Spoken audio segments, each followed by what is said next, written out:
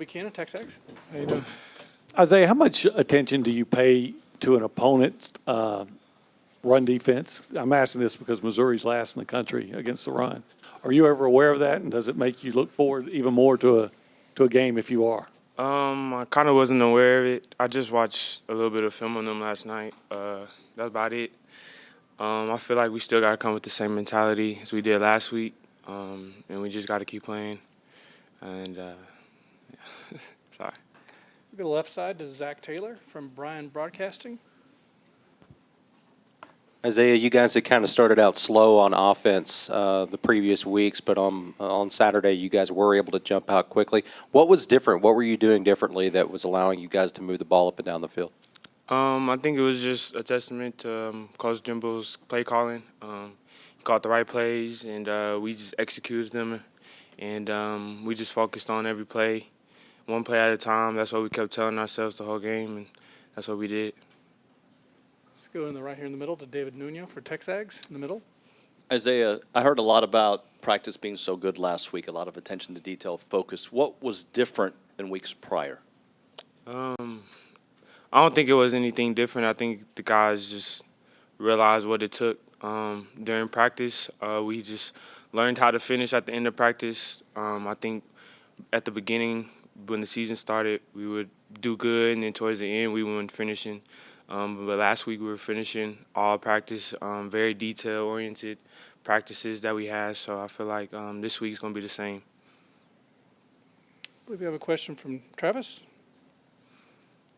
and Brent, and then we'll go to Sam. Isaiah, what was about this combination of offensive line this week that helped make y'all a little bit more successful? I know in the weeks past you talked about attention to detail. What was about this combination that worked so well? I think those guys just straining, just wanted it more. We wanted it more than they did on Saturday, and I think we got to continue that feeling and that identity throughout the rest of the season. So. And then I know you've gone against him in practice and everything like that. What makes Antonio Johnson so good and make him so successful this season? Antonio, he's doing really good, covering well. I think that just goes a testament of his off-season work. Great player. I see him doing great things this season and next year. So, and fun fact, me and AJ are actually cousins. So, yeah. All right. All right. Front, Brent. I'm going to follow with that one then. Sorry. First cousins, second cousins? Or? Yeah. It's like along down the line. I think like third, something like that. So, I don't know. How so? Mom's side, dad's side? My mom's side, I think my grandma and his aunt are like related. Something like sisters, I think. They got the same dad, so, you know. Did that help in the recruitment? No, we literally didn't know that till this season, so, yeah. How'd you find out? AJ told me. Ancestry.com or something? So my question for you was, Yes, sir. when you were young, did you see pictures of your dad in uniform at A&M, and did that influence, your thoughts of, thinking that you might like to wear that uniform someday? Actually, it didn't. I was going to Oklahoma. I was planning on to. It really was Coach Jimbo and Coach Graham. They really recruited me every day. And my mom had a little say-so. She wanted me to go to A&M. It was close to home. So I think it just kind of worked out for me. So even though your dad had been here, did he? He wasn't trying to it's your sway me. decision? He Right. didn't try to sway me at all. But he for sure wanted me to come here. So sure. And the whole Oklahoma thing was because of Adrian Peterson, right? Yeah, and I like the OU. I like the atmosphere. I went to a game and I liked it. So yeah. Okay, thank you. Yes, sir. Let's go to your left side. We'll go to Sam and then Rob. Isaiah, you've been through a lot over here. You've been through a lot and played a lot of games here. I'm curious, from what you saw over the last week or last couple of weeks, how much mental toughness did it take for this team to go through what it went through and then have success in the way it did? I think it's just a testament to our leadership, Coach Jimbo not giving up on us, and us not giving up on this team. I feel like even though we have went through some struggles, adversity can teach you something. You can learn from it, or you can just stay where you at. And I think we definitely learned from it, and I can't wait to keep moving forward. And I know you were able to come back in the game, but how are you feeling physically? I feel fine. I feel like I'm ready to go. So sure. Go to Rob on the far left. Howdy, Isaiah. How you doing? Can you walk us through two quick questions? Can you walk us through your touchdown scoring play and your great effort to get into the end zone? And then also, can you tell me about your experience after the win and on the field? During my touchdown, I was kind of when I had got the ball, it was a linebacker in the hole, and I had seen Bryce coming, so I had set it up, and then I cut, and then Bryce hit it. And then I was running, and I had got tackled. And then when I rolled over, I was close to the line, and I was just like, I just reached the ball over. I didn't know I was that close, but after the game, it was crazy. I've never been in one of those moments before. It was like I only see those on TV, so I'm grateful for that. It's something I'll never forget in my lifetime, so I'm blessed. And then we'll go to Jennifer from the battalion, and then Justin in the TV row. Hi, Isaiah. What role do you think the 12th man played in helping y'all achieve this win against Alabama? The 12th man played a huge role. They were loud. They called some offsides penalties for us, so I think they played a big part in our win. I'm thankful for them for coming out and supporting us, believing in us, even though we had a couple of rough weeks. So thank the 12th man.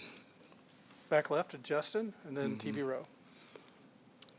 Hey, Isaiah, two quick ones. Yes, Did sir. Jimbo call a lot of different stuff, or did y'all just execute better?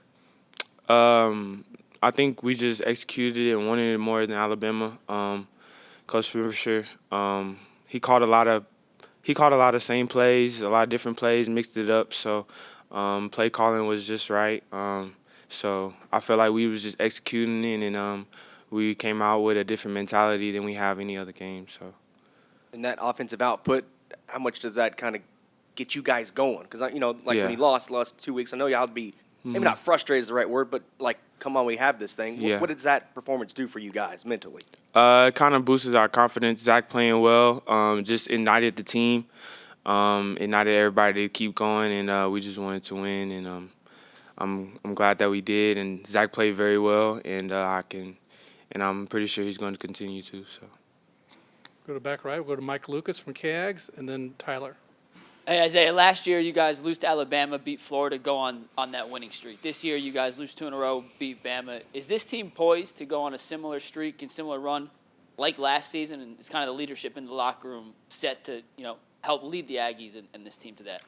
Well, I don't want to look forward. One game at a time type thing. So I think Missouri is a great team. I feel like we got to come out ready to play, even though it's an early game. So I feel like us taking it 1 week at a time and coming to practice every day is what's going to keep us on a win streak. So. Tyler in the back. Hey, Isaiah, I was kind of along the same lines of my question, but I'll ask you just coming off such a high of, you said you had never experienced anything like this before. Yeah. How difficult is it, and how do you manage, this week to lock in, and you can't overlook a team like Missouri even after beating Alabama? I think it just takes ultra focus. It takes leadership, bringing the guys back to reality, back to practice, focusing on the details, just realizing that we have to start all over again, and the season ain't over yet, and basically we ain't done yet, so we got to keep going. And we'll wrap it up. We got time for a couple more. We go to Cole and then Travis. Isaiah, you finally got to special teams. You got to see for the past couple of weeks. Anias maybe get away, and then a penalty kind of comes in. What importance was it to see Devon get that 96-yard return, and how dangerous is he just showing off his speed in the open field? Devon is indescribably fast. He's one of those guys that just naturally good at football, just come on the field and do whatever he feel like doing. He's one of those people. And that touchdown was crazy. I was actually in the tent, so I didn't see it. But I had came out and I watched it. It was crazy. And we really needed that because they had just scored that touchdown, so that was really big for us. So that was a very clutch play. We're in front. We'll wrap it with Travis. Sorry if this one's a little out of left field. I know we got the press release that you signed a deal with to do some non-fungible token sales. What is that a technology that you knew a lot about beforehand? What kind of got you into that and got that deal signed? I kind of didn't know. I'm still learning about NFTs. My dad kind of got me started on it, and Rubicon, the company, my marketing company I work with, they kind of got me started on it. It was a new trend that everybody's doing, so I'm still kind of learning on all the details and stuff. So I'm blessed to be in a position to do stuff like that, and yes, sir. Nah, no, sir, not at all. All right. Thank you, Isaiah. You're welcome.